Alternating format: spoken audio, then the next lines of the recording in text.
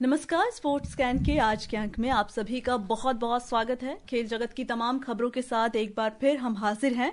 मैं जया भारती और श्रोताओं, इन तमाम खेल खबरों पर विस्तार से चर्चा के लिए हमारे साथ स्टूडियो में मौजूद हैं वरिष्ठ खेल विशेषज्ञ चंद्रशेखर लुथरा। चंद्रशेखर जी, आपका भी स्वागत है। धन्यवाद। तो तमाम खेल खबरों पर चर्चा करेंगे, लेकिन उससे पहले एक नजर अब तक की स्पोर्ट्स हेडलाइंस पर। भारत और इंग्लैंड की महिला टीमों के बीच एक दिवसीय अंतर्राष्ट्रीय क्रिकेट श्रृंखला आखिरी मैच आज चेस्टरली स्ट्रीट में खेला जाएगा और भारत और इंग्लैंड के बीच Anderson Tendulkar cricket trophy test series का चौथा मुकाबला कल मैनचेस्टर के ओल्ड ट्रैफर्ड में। चाइना ओपन में एचएस प्रणय ने 5 मैच पॉइंट बनाकर बढ़त बनाई, लेकिन लक्ष्य सेन टूर्नामेंट से बाहर।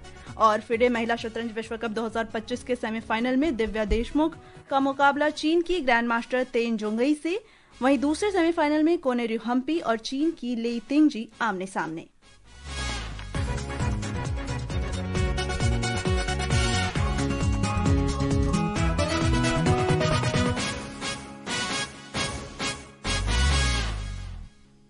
भारत और इंग्लैंड की महिला टीमों के बीच एक दिवसीय अंतर्राष्ट्रीय क्रिकेट श्रृंखला का तीसरा मैच और आखिरी मैच आज इंग्लैंड के चेस्टरले स्ट्रीट में खेला जा रहा है। ताजा समाचार मिलने तक भारत ने 46वें ओवर में 3 विकेट पर 270 रन बना लिए। भारत ने टॉस जीतकर पहले बल्लेबाजी करने का फैसला किया। श्रृंखला फिलहाल 1-1 की बराबरी पर है। इससे पहले भारत ने साउथैम्पटन में अपना पहला मैच जीता था। वहीं इंग्लैंड ने लॉर्ड्स में दूसरे मैच में डकवर्थ लुइस स्टर्न पद्धति से जीत हासिल की थी। श्रृंखला के शुरुआती 2 मैचों में शानदार प्रदर्शन से इंग्लैंड और भारत के खिलाड़ियों को आईसीसी रैंकिंग में फायदा हुआ है। एक रिपोर्ट। आईसीसी की आज जारी महिला एक दिवसीय बल्लेबाजी रैंकिंग में भारतीय कप्तान हरमनप्रीत कौर को नुकसान हुआ है, जबकि दीप्ति शर्मा बल्लेबाजों में 10 स्थान की छलांग लगाकर 23वें नंबर पर पहुंच गई हैं। श्रृंखला के पहले 2 मैच में भारतीय कप्तान हरमनप्रीत का प्रदर्शन निराशाजनक रहा था। इसके कारण हरमनप्रीत 5 स्थान खिसककर 21वें पायदान पर पहुंच गयी। वहीं दीप्ति शर्मा पहले एक दिवसीय मैच में नाबाद 62 रन की पारी के बाद रैंकिंग में सबसे बड़ी छलांग लगाने वालों में एक रही है। भारत की तरफ से 104 वनडे मैच में 4543 रन के साथ 11 शतक लगाने वाली स्मृति मंधाना बल्लेबाजी रैंकिंग में शीर्ष पर बनी हुई हैं। वनडे गेंदबाजी रैंकिंग में विश्व की नंबर 1 खिलाड़ी सोफी एक्लिस्टोन ने भारत के खिलाफ अब तक महिला वनडे सीरीज में 4 विकेट लेकर शीर्ष पर अपनी स्थिति मजबूत कर ली है। इंग्लैंड की चार्ली डीन और भारत की स्नेह राणा ने 3-3 विकेट चटकाए हैं। इसके बाद इंग्लैंड की चार्ली डीन 2 पायदान चढ़कर 9वें स्थान पर पहुंचकर टॉप 10 में शामिल हो गई हैं, जबकि भारत की स्नेह राणा 12 पायदान की छलांग लगाकर 21वें नंबर पर पहुंच गई हैं। Mukesh Kumar, sports scan. तो अब तक के इससे पहले के 2 मैच हमने देखे भारत और इंग्लैंड की महिला टीमों के बीच। अब तक के मुकाबलों को देख करके आपको क्या लग रहा है? देखिए, टूर से पहले बहुत डिफिकल्ट मान रहे थे कि वहां जाना, वर्ल्ड कप से पहले एक तैयारी करना है, एक्सपोजर टूर की तरह भी देखा जा रहा था।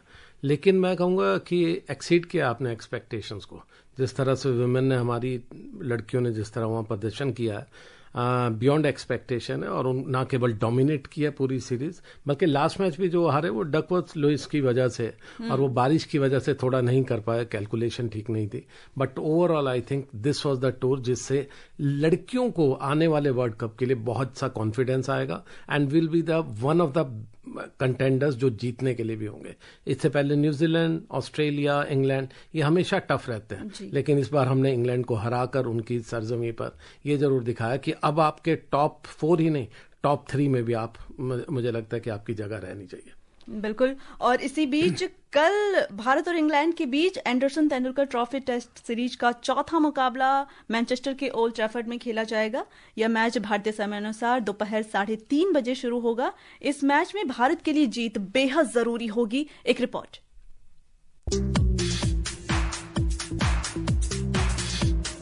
इंग्लैंड ने सीरीज का पहला मुकाबला 5 विकेट से गंवाया था, जिसके बाद भारत ने पलटवार करते हुए दूसरे टेस्ट को 336 रन से अपने नाम किया। टीम इंडिया के पास तीसरा मैच जीतकर सीरीज में बढ़त हासिल करने का शानदार मौका था, लेकिन यहां उसे 22 रन से करीबी हार झेलनी पड़ी। भारत के लिए यह करो और मरो का मैच है। अब सीरीज जीतने के लिए टीम इंडिया को शेष 2 मुकाबले हर हाल में अपने नाम करने होंगे। शुभमन गिल के नेतृत्व में टीम इंडिया इस मैदान पर इतिहास रचते हुए हुए सीरीज में 2-2 से बराबरी करने के इरादे से उतरेगी। इंग्लैंड इस मुकाबले के लिए अपनी प्लेइंग 11 का ऐलान कर चुका है, जिसमें एक बदलाव किया गया है। स्पिनर शोएब बशीर चोटिल होने के कारण इस सीरीज से बाहर हो गए हैं। उनकी जगह लियाम डॉसन को प्लेइंग 11 में शामिल किया गया है। लियाम टेस्ट फॉर्मेट में 8 साल बाद इंग्लैंड की प्लेइंग 11 में लौटे हैं। वहीं भारतीय टीम की बात करें तो ऑलराउंडर नीतीश कुमार रेड्डी घुटने में चोट के कारण इंग्लैंड दौरे पर शेष मुकाबलों से बाहर हो गए हैं। तेज गेंदबाज अर्शदीप सिंह भी चोटिल हैं। वे चौथा टेस्ट नहीं खेलेंगे। उनकी कमी को पूरा करने के लिए अंशुल कंबोज को भारतीय टीम में जोड़ा गया है। ऐसे में रिपोर्ट्स के मुताबिक तेज गेंदबाज जसप्रीत बुमराह चौथे टेस्ट मुकाबले में उतर सकते हैं। करिश्मा राय, स्पोर्ट्स स्कैन।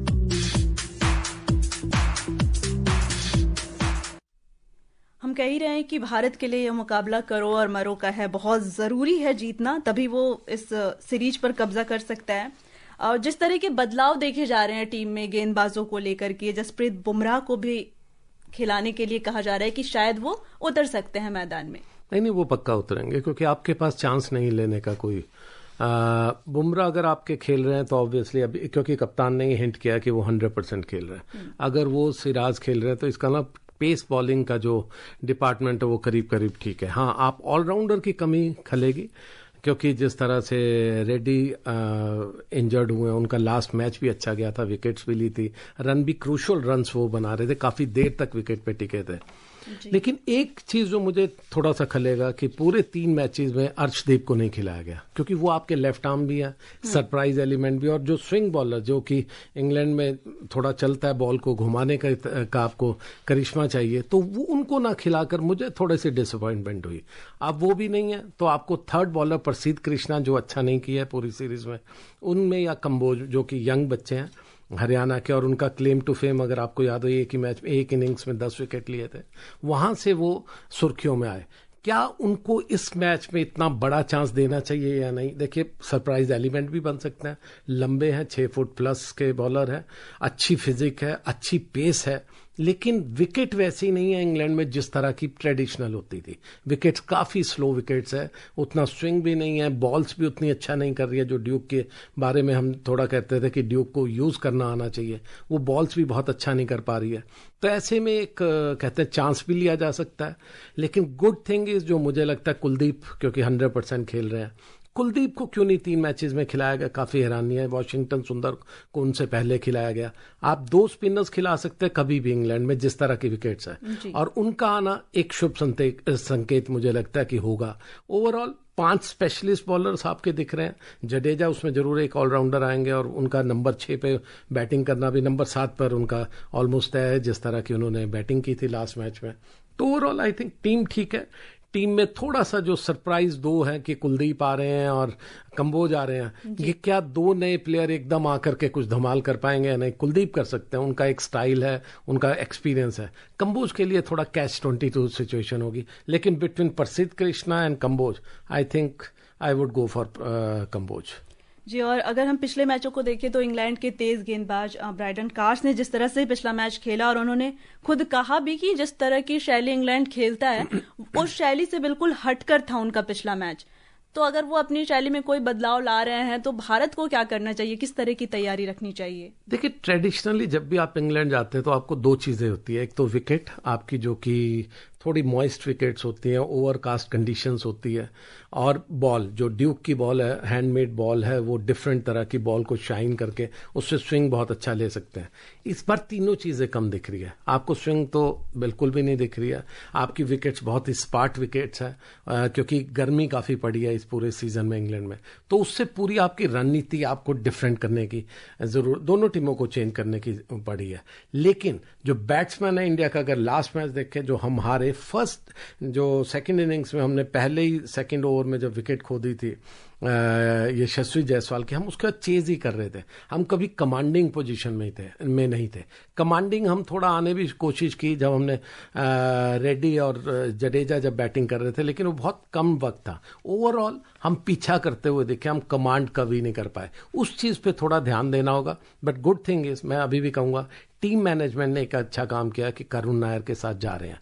उनकी उम्र इस तरह की है, 30 प्लस में 32 प्लस, कि उनको एक बार बाहर किया तो वो हमेशा के लिए बाहर हो जाएंगे। उनको एक लॉन्गर रन दे रहे हैं, अच्छी बात है। उनके पास वो कॉन्फिडेंस है, जो 300 रन भी उन्होंने इंग्लैंड के अगेंस्ट किए हैं। होपफुली वो अच्छा करने चाहिए इस मैच में, उनके लिए भी ये डू एंड डाई सिचुएशन ही है। जी, अब जब बात कर रहे हैं क्रिकेट की तो अंडर 19 की भी बात कर लेते हैं। काउंटी ग्राउंड में भारत और इंग्लैंड के बीच दूसरे अंडर 19 क्रिकेट टेस्ट मैच के तीसरे दिन ताजा समाचार मिलने तक भारत ने पहली पारी में 9 विकेट पर 267 रन बना लिए।